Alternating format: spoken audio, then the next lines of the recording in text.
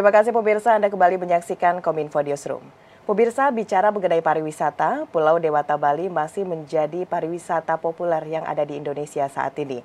Daya magis budaya yang dibalut tradisi keagamaan Hindu dan pesona khas Bali menjadikan Bali magnet pariwisata, baik bagi turis lokal maupun internasional. Tidak heran jika situs perjalanan paling populer TripAdvisor menobatkan Bali sebagai destinasi populer kedua dunia pada tahun 2023. Namun pemirsa, tentunya pariwisata di Indonesia bukan hanya Bali.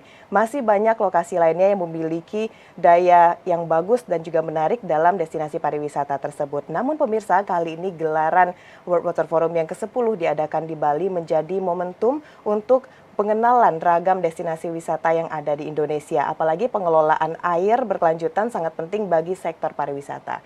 Nah pemirsa, untuk membahasnya lebih jauh terkait dengan hal tersebut, kita saat ini sudah terhubung bersama dengan Menteri Pariwisata dan Ekonomi Kreatif Republik Indonesia, Bapak Sandiaga Salahuddin Uno. Assalamualaikum, selamat malam Pak Menteri. Selamat malam, Assalamualaikum warahmatullahi wabarakatuh. Terima kasih Mbak Mona dan GPR TV. Waalaikumsalam warahmatullahi wabarakatuh. Bapak izin sebelum kita lanjutkan dialog kali ini, boleh saya beri sedikit pantun Pak? Oh, harus dong kita berbalas pantun. Oke, saya mulai ya Pak. Nanti boleh dibantu cakepnya Pak Menteri. Siap. Iya, jalan-jalan ke Pulau Dewata. Cakep. Jangan lupa main ke Tahura. Cakep. World Water Forum sudah di depan mata. Cakep. Ayo kita sukseskan bersama-sama. Gimana Pak? Bisa diterima? Bisa banget, kita balas dulu. Ada balasannya nggak Pak? Cakep ya. Dijawabnya ya, siap. becik. Gaya Bali, becik, becik. Outbound di Bali naik ATV. Beci. Nikmati alam, budaya, dan adat istiadat. Beci. Ayo teman-teman, Mbak Mona dan GPR TV. Kita sukseskan bersama World Water Forum 2024. Waduh, saya harus tetap bilang cakep nih Pak, karena emang cakep pantunnya langsung ya Pak, langsung berbahas pantun. Baik Pak Menteri, ini kita lanjutkan pembahasan pada malam hari ini terkait bagaimana dari Kemenparekraf juga ikut berkontribusi menyukseskan pegelaran World Water Forum yang ke-10 ini. Nah terkait dengan hal ini Pak Menteri, sebenarnya visi apa yang dibawa oleh Kementerian Pariwisata dan Ekonomi Kreatif ini untuk menyukseskan gelaran Forum Air Internasional ini Pak? Ya, WWF ini kan lebarannya para pelaku pariwisata dan masyarakat ekonomi kreatif kita.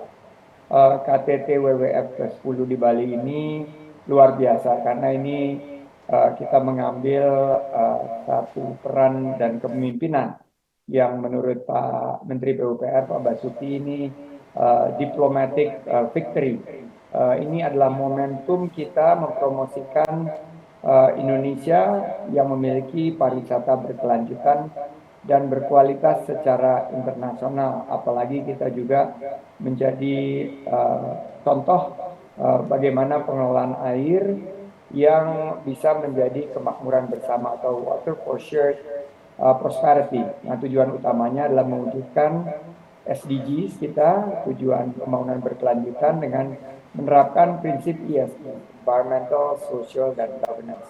Nah, fokus kami di Parekraf, Mbak Mona, adalah pengelolaan berkelanjutan, bisnis pariwisata yang memberikan dampak ekonomi jangka panjang, terutama berkaitan dengan keberlanjutan lingkungan alam dan budaya, dan bagaimana environmental sustainability itu menjadi satu bagian tidak terpisahkan dalam konsep regeneratif tourism. Nah, KTT WWF di Bali ini, Mbak Mona, menunjukkan Indonesia bisa menjaga keberlanjutan budaya, aspek lingkungan yang dibingkai dalam pengelolaan sumber air bersih melalui kearifan lokal. Kalau kita lihat di Bali ada pemurnian melalui ritual melukat, sistem pengairan subak di Bali, dan juga tema air untuk kesejahteraan bersama ini kita gunakan deliverable-nya untuk meningkatkan akses air bersih, mendukung kenyamanan wisatawan dan membuka peluang investasi di sektor parekraf yang memiliki aspek quality and sustainability. Baik, berarti ini memang sangat penting sekali begitu Pak ya, pegelaran dari World Water Forum yang ke-10 ini bagi sektor pariwisata di Indonesia. Selanjutnya Pak Menteri terkait dengan hal tersebut dalam gelaran World Water Forum 2024 ini seperti apa cara dari Kementerian Pariwisata dan Ekonomi Kreatif ini mengenalkan kepada masyarakat terkait dengan pariwisata berkelanjutan dengan sumber daya air dan atau konservasi air Pak? Jadi gini, sebagai tuan rumah ini momentum kita untuk mendorong kemajuan sektor parekraf khususnya yang berkaitan dengan keberlanjutan lingkungan dan pengelolaan air. Kita perkuat posisi Indonesia dan Bali sebagai destinasi MICE dunia dan ini merupakan trifecta, triple victory kalau kita lihat dari G20 tahun 2022-2023 kita menyelenggarakan ASEAN Summit dan 2024 ini kita ada World Water Forum. Nah ini kita melihat kontribusi yang signifikan pada ekonomi nasional dan pencapaian target kunjungan wisatawan mancanegara mencapai 14,3 juta dan pergerakan wisatawan Nusantara mencapai 1,5 miliar pergerakan. Tentunya dampaknya kita ingin langsung dirasakan di kantong masyarakat. Bagaimana ratusan ribuan pelaku UMKM ini bisa terlibat. Dan kita menyusun beberapa program seperti field trip, paket wisata yang menarik, kunjungan ke objek wisata seperti Jatiluwih, pembuatan cindera mata, dan tentunya souvenir yang juga ramah lingkungan. Ada yang menarik nih Mbak Mona, kita mengajak para wisatawan yang menjadi partisipan dari World Water Forum kunjungan ke hutan mangrove Tahura untuk melakukan carbon offsetting, menanam pohon mangrove, menyaksikan prosesi ritual melukat atau Balinese Water Purification Ceremony. Dan ini untuk penyelamatan alam dan sumber air bersih dan juga menarik ini Jatiluwih sebagai UNESCO World Heritage Site, Danau Batur, Kintamani, Cultural Village Ubud, Museum Subak di Tabanan, dan desa wisata Penglipuran yang sudah menjadi desa wisata terbersih di seluruh dunia dan desa wisata terbaik di UN Tourism. Kami juga berkolaborasi dengan beberapa perusahaan climate tech seperti jejak.in untuk paket penghitungan emisi karbon, sehingga delegasi bisa mengoffset kegiatannya dengan merestorasi terumbu karang atau penanaman mangrove. Kami juga ingin menampilkan sistem irigasi tradisional Subak yang sudah kearifannya masuk menjadi kearifan yang diakui oleh UNESCO. Intinya gotong royong. Bagaimana kearifan lokal memuliakan air ini bisa kita menjadikan inspirasi bagi dunia. Baik, memang salah satu yang diunggulkan adalah sistem irigasi yang ada dengan dinamakan Subak itu Pak ya. Pada saat itu kami juga sempat berkunjung ke sana Pak Menteri. Memang itu adalah salah satu lokasi yang bisa kita lakukan dua promosi. Pertama sistem pengairan kita dan kedua adalah pariwisata yang bisa kita tonjolkan pada dunia. Baik Pak Menteri, ini berkaitan dengan pengelolaan air pada sektor pariwisata. Saat ini dalam tanda kutip bisa kita sebut bahwa sistem perairan dari pariwisata ini bersaing dengan kebutuhan lain seperti pertanian, lalu pemukiman dan lain sebagainya. Berkaitan dengan hal ini Pak Menteri, seperti apa langkah yang dilakukan oleh Kemenparekraf kepada masyarakat dalam hal pemberian edukasinya Pak? Kami mendorong pengelola fasilitas pariwisata seperti hotel, restoran, dan kafe mengadopsi prinsip-prinsip green. Jadi bagaimana penghematan air, daur ulang air untuk dipastikan kita kelola dengan sangat berkelanjutan. Dan ini bagian daripada kita juga mendorong langkah-langkah inovatif untuk memproses limbah air atau limbah cair domestik di konsep water sewage treatment plant. Kita juga dorong aktivitas pariwisata yang memperhitungkan dampak lingkungan dan penggunaan air. Kami sudah menerbitkan Permen Parekraf nomor 9 tahun 2021 untuk pedoman destinasi pariwisata dalam pengelolaan air dan limbahnya di setiap destinasi. Sehingga destinasi kita harapkan juga terus mengevaluasi dampak lingkungan dalam konsep regeneratif tourism.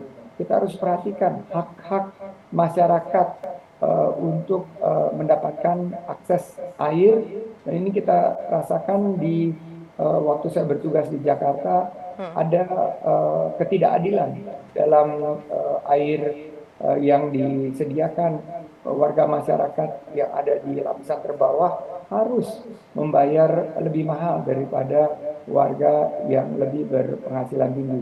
Nah, ketidakadilan inilah yang kita harapkan di WWF bisa kita tampilkan solusinya dengan tema Water for Shared Prosperity. Jadi semuanya harus merasakan kesejahteraan dan kemakmuran bersama. Baik, itu tadi adalah beberapa pengelolaan air yang Pak Menteri contohkan yang ada di Bali dan juga pada Jakarta. Sekarang kita lebih luas lagi, Pak Menteri.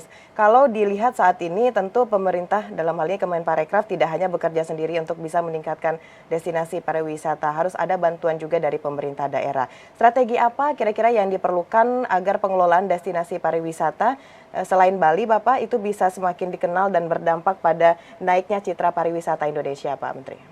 Strateginya 3C, inovasi, adaptasi, dan kolaborasi. Kita terus sinergi untuk mengembangkan pariwisata sesuai keunggulan masing-masing daerah dan kearifan lokal dengan manfaat yang positif bagi masyarakat setempat.